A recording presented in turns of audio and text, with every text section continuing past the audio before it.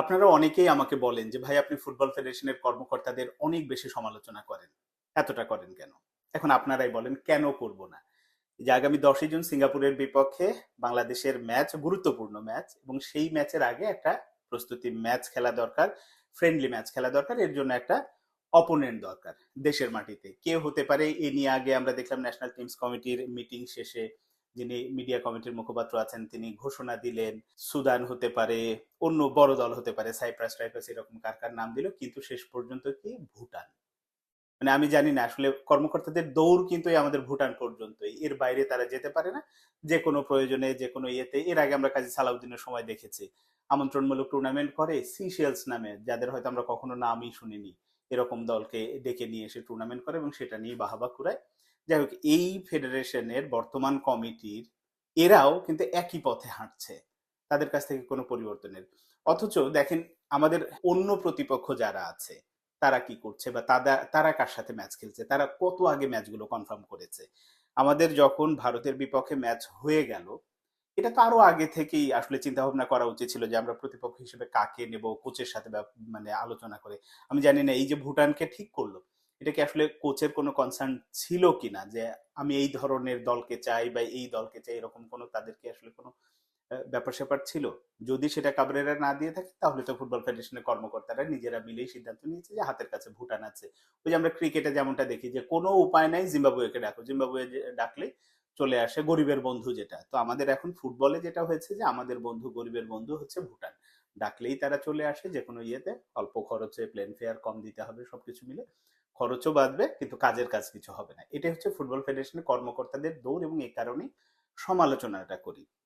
এখন এই যে প্রস্তুতি ম্যাচ, এটা ভুটানের সাথে এই ম্যাচ নেই তো, আমরা তো আগের ম্যাচও যখন ভারতের সাথে যখন ম্যাচ হলো তার আগে সৌদি আরবের তায়েফে সেই যে প্রস্তুতি ক্যাম্প, কত নাটকীয়তা, কার সাথে ম্যাচ খেললো, কি খেললো, এই নিয়ে কত গোপনীয়তা। মানে বিশ্ব চ্যাম্পিয়ন দলও এতটা গোপনীয়তা রক্ষা করে না যেটা ফুটবল ফেডারেশনের কর্মকর্তারা, ম্যানেজাররা এরকম গোপনীয়তা রক্ষা করলো। তো এই নাটক বা এই ধরনের কর্মকাণ্ড করে আসলে ফুটবলকে এগিয়ে নেওয়াটা খুব মুশকিল।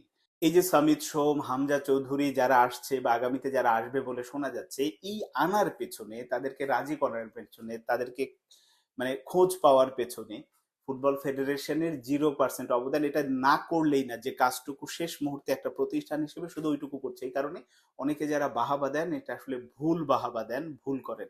কারণ উদ্যোগী এর আগেও কখনো ছিল না, কাজী সালাউদ্দিনের 16 বছরে এখনো ওইভাবে নেই। হ্যাঁ, নিজেরা ক্রেডিট নেয়ার জন্য মিডিয়ার সামনে অনেক ইংলিশ বাংলা মিশিয়ে কথা বলা, খুব স্মার্টলি হ্যান্ডেল করা, সেই ব্যাপারটা আলাদা, সেইটা করছেন, তারা নিজেরা ক্রেডিট নিচ্ছেন কিন্তু মূল কাজটা করছেন না। মূল কাজ যদি করতো তাহলে তো এই যে ভুটানকে আসলে প্রতিপক্ষ হিসেবে মানে আসে না, আমরা অন্য প্রতিপক্ষই পেতাম, অনেক আগেই নির্ধারণ হয়ে যেত।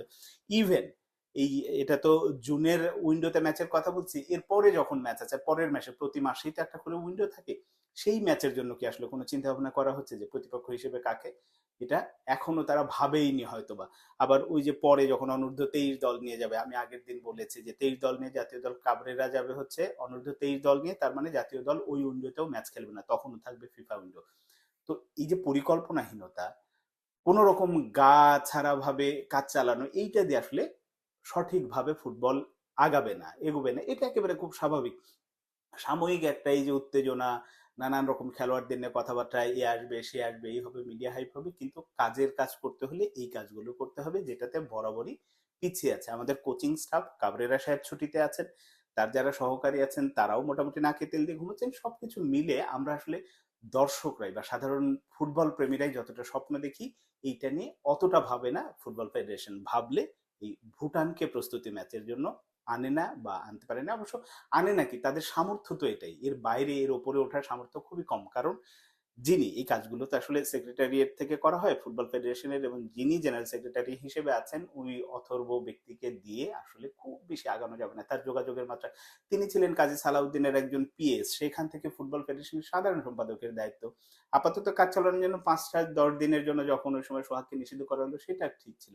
তারপরে এই কমিটি আসার পরে তাকে বাদ দিয়ে নতুন কাউকে তো নিয়োগ দেয়া হলোই না, উল্টো আরো তার মেয়াদ বাড়ানো হয়েছে, হয়তো আগামীতেও হবে। এটাই হচ্ছে বাংলাদেশের ফুটবলের জন্য বড় দুর্ভাগ্য বা হতাশার দিক।